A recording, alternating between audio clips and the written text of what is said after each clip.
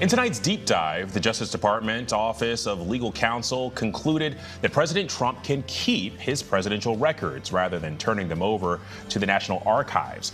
The legal opinion rejects a decades-old law enacted to ensure the preservation of records after the Watergate scandal, and it comes as House Democrats say records from the now dismissed classified documents case against Trump show FBI investigators claimed the materials he kept after his first term were, quote, pertinent to his business interests.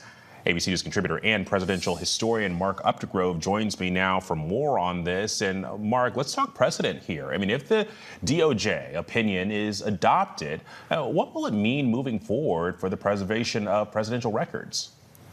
Well, it'll mean that they're in the hands of the president, whose records they are. And in this case, it violates the law, the Presidential Records Act that went into place in 1978 and applied from every president from Ronald Reagan, who took office in 1981, forward. All the records of those presidents are in the hands of the National Archives, and in most cases, in the presidential libraries of those presidents. So this is a major precedent, and again, seems to be in violation of the Presidential Records Act of 1978, Alex, as well as one of the hallmarks of American democracy, which is that we treat our records transparently.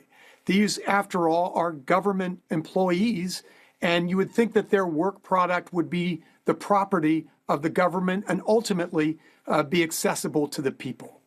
Well, and Mark, I'm curious, I mean, what message do you think this sends? Well, it essentially says that the president can do what he wishes to do without that transparency, without the exposure of those papers for future generations. One of the valuable things about those papers is that we can hold a president accountable for his actions. We can know what a president did based on the records that we process and have access to, Alex. So this is a major difference from where we have been for nearly half a century. Well, and also I'm curious, Mark, I mean, what does this mean for the future of the National Archives? Would they get copies of any records anymore?